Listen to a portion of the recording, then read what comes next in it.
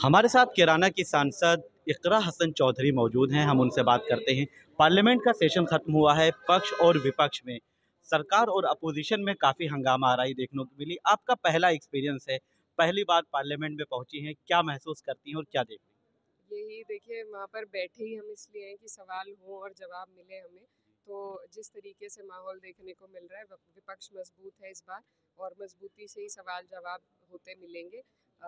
इसी तरह का आदान प्रदान मुझे लगता है आगे भी होने को मिलेगा, लेकिन ज़रूरी है ट्रेजरी बेंच के लिए कि उनकी जवाबदेही ज़रूरी है, और उन्हें भाषण ना देकर वहाँ पर मुद्दों की बात, अपने काम की बात पर ध्यान ज़्यादा दें तो बेहतर होगा पूरे देश के लिए। हम भी उनकी नीतियों को, उनकी योजनाओं को बेहतर तरीके से समझ पाएंगे।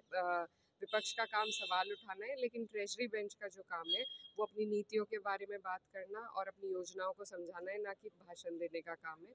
तो मुझे लगता है इन चीज़ों पर ज़्यादा ध्यान दिया जाए तो सभी के लिए बेहतर होगा। कैराना से चुन के आप आती हैं, जहां पे मुस्लिम आबादी बहुत ज़्यादा नहीं है, लेकिन वहां से आपको जीत मिली समाजवादी पार्टी के टिकट पर।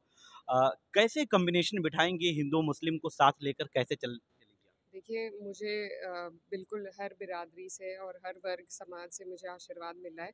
तो मेरी यही नीयत है और कोशिश है कि मैं सबके प्रति ईमानदारी से अपनी ज़िम्मेदारी को निभा पाऊँ, और उसी की कोशिश है मेरी कि मैं सबकी आवाज़ बन पाऊँ। ऐसा ना हो कि मैं सिर्फ़ कहीं एक ही कटघरे में खड़ी रह जाऊँ। तो जी। मेरी अपनी यही कोशिश है। आज तक मेरे जो वालिद साहब हैं, उनकी राजनीति इसी तरीके की रही है, तो मेरी भी यही कोशिश रहेगी। इलेक्शन के बाद एक खास बात देखने को मिली। अगर मुसलमानों की बात की जाए तो कई स्टेट में मॉब लिंचिंग की बात आई, उन पर तशद्दुद किया गया, उन पर जुल्म किया गया। इसे एक रुकने पार्लियामेंट और एमपी के तौर पर कैसे देखें? देखिए, ये जो नया कानून बना है, बहुत उसकी वाहवाही सरकार लूटना चाह रही है, लेकिन अहम मुद्दा यही है कि इस तरह के वारदात अब तक नहीं रुक रहे हैं। और ये सिर्फ ना मुसलमानों पे नहीं, कस्टोडियल डेथ्स भी इसमें हैं। बहुत तरह की ऐसी चीज़ें हैं जो मुस्लिम, दलित और पिछड़े जितने भी लोग हैं, सभी पर इस तरह की चीज़ें चल रही हैं। तो इसमें सरकार को, क्योंकि सबका साथ सबका विकास है और सबकी सरकार है, बनने के बाद सरकार सबकी है, तो ज़रूरत है कि इन चीज़ों पर रोक लगाए। जो इस तरीके के फ्रिंज एलिमेंट्स हैं, जिनके भड़काने से इस तरह की वारदातें हो रही हैं, मेरी अपील यही है कि उन फ्रिंज एलिमेंट्स पे रोक लगाई जाए, और इस पर एक सख्त कानून की हमें ज़रूरत है, क्योंकि ये एक बड़ा लैक्यूना है।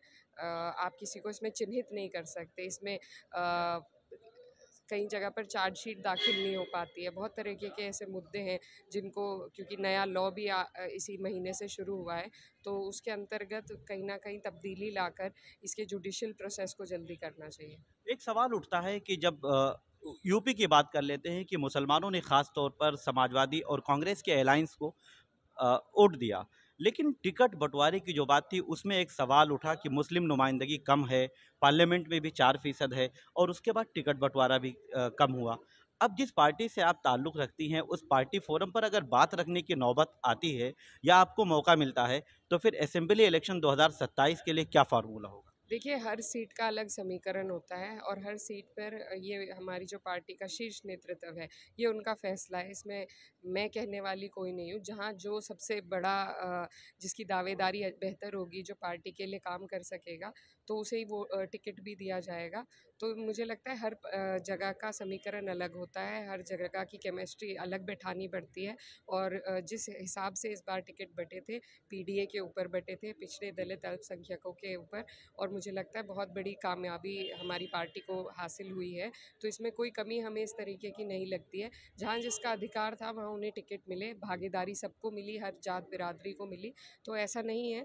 और काबिल लोगों को जहाँ जहाँ हमें कमी लगती है, वहाँ हमें ये भी इंट्रोस्पेक्ट करने की ज़रूरत है कि हमें भी अपने बीच से काबिल लोगों को आगे भेजने की ज़रूरत है, जो सबको जोड़ पाए, सिर्फ एक जगह की बात ना करके सबको जोड़ पाए। तो ये सब ध्यान पार्टी देगी, और काबिल उम्मीदवारों को मुझे पूरी उम्मीद है, जिस तरह अब टिकट मिले थे आगे भी तो मिलेंगे। इकरा जी ने कहा कि ख़ास तौर पर अगर मुसलमानों की बात की जाए, तो जिस हिसाब से समीकरण बैठते हैं या हालात होते हैं, उसी हिसाब से टिकट बंटवारा होता है। लेकिन हाँ, मुसलमानों को उनकी नुमाइंदगी मिलनी चाहिए।